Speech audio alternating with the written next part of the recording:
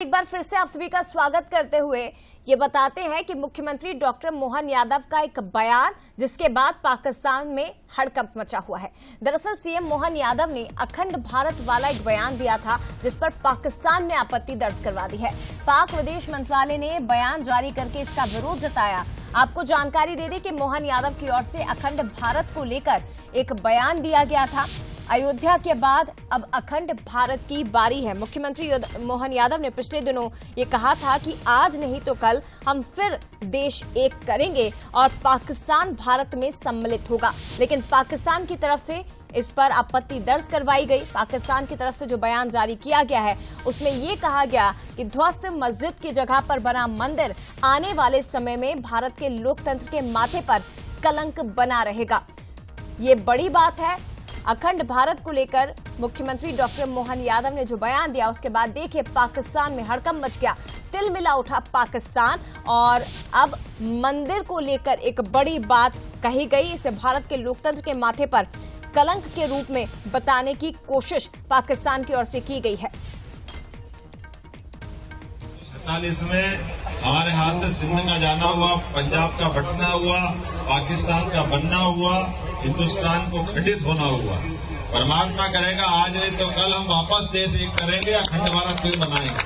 तो सिंध, पंजाब बल्कि अफगानिस्तान तक हमारा वापस भारत कोई बने, हमारी सबकी कामना परमात्मा ननकाना साहब हमारी आंखों के सामने हो, ये समय हमारे सामने आए। हम सब आज के अवसर पर भगवान राम के मंदिर का बनना ये हमारे लिए निश्चित रूप से अखंड भारत की दिशा में एक बड़ा कदम हो, ये परमात्मा की इच्छा है। तो देखिए मुख्यमंत्री डॉक्टर मोहन यादव ने ये बयान दिया था जिसके बाद पाकिस्तान तिलमिला उठा। पाकिस्तान विदेश मंत्रालय की ओर से क्या बयान दिया गया है, बयान में उन्होंने क्या कहा है वो भी आपको सुनवाते हैं। अखंड भारत का पहला चरण आपने बताया था तो उसने लिखा है कि आप पाकिस्तान का कुछ हिस्सा को लेकर बात कर रहे हैं। मुख्यमंत्री बकायदा नाम लिख रहे हैं। आपत्ति जताई पाकिस्तान विदेश मंत्रालय। पाकिस्तान लाख आपत्ति जताई। हम सब जानते हैं कि सिंध से जो विस्थापित लोग यहाँ आए, शरणार्थी आए, उसके पहले तो अखंड भारत था ही। तो ननकाना साहब सहित जो हमारे अपने अतीत के अखंड भारत के हिस्से अगर रहे उनको लेकर के, तो हमारे लिए आज भी हमारा राष्ट्रगान में हम पंजाब, सिंध, गुजरात, मराठा, सिंध को अलग थोड़ी छोड़ सकते हैं। तो स्वाभाविक रूप से जब अयोध्या में भगवान श्री राम का मंदिर का एक तरह से प्राण प्रतिष्ठा हुई है और उस अवसर पर हमारा सांस्कृतिक अखंड भारत का सपना हजारों हजार साल से रहा है, तो कोई की आपत्ति करने से वो बात समाप्त तो नहीं हो जाएगी, वो तो अपनी जगह स्थायी रहेगी। बहुत बहुत धन्यवाद।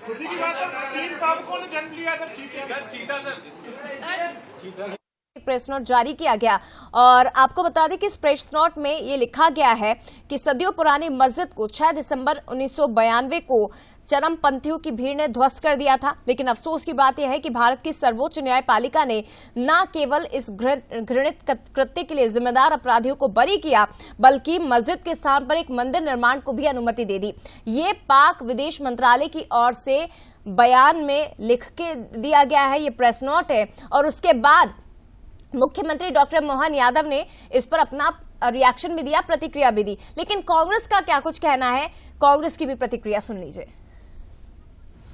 गृह मंत्री के नाते माननीय मुख्यमंत्री जी को मध्य प्रदेश की बिगड़ती कानून व्यवस्था पर ध्यान देना चाहिए। गुंडे सरेराह पुलिस अधिकारियों और कर्मचारियों की हत्याएं कर रहे हैं, उस पर उनका ध्यान नहीं है। और जो अखंड भारत का उन्होंने 4 रोज पहले कहा है, अखंड भारत तो है ही। भारत की अखंडता और संप्रभुता को कोई चुनौती नहीं दे सकता है, मगर पाकिस्तान का यह भी कहना उचित नहीं है कि हिंदुस्तान के अल्पसंख्यक असुरक्षित हैं। हिंदुस्तान के अल्पसंख्यक खुद कहते हैं कि जितना वो भारत में सुरक्षित है उतना कहीं भी सुरक्षित नहीं हो सकते विश्व में। तो पाकिस्तान भारत के आंतरिक मामलों में हस्तक्षेप न करे और माननीय मुख्यमंत्री जी भी यह ध्यान रखें कि वे मध्य प्रदेश के मुख्यमंत्री अंतर्राष्ट्रीय राजनीतिक विशेषज्ञ नहीं, तो बेहतर होगा।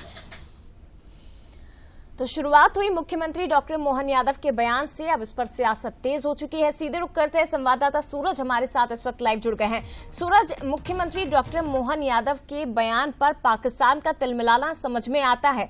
पाकिस्तान के विदेश मंत्रालय की ओर से बयान जारी करके मुख्यमंत्री डॉक्टर मोहन यादव के शब्दों को स्पष्ट लेकर बात कही गई है, लेकिन कांग्रेस को तो कम से कम एक मामले पर अपना स्टैंड क्लियर रखना चाहिए। कम से कम कोई मुद्दा तो ऐसा हो जिस पर सरकार को साथ मिले बीजेपी विपक्ष का या कांग्रेस का।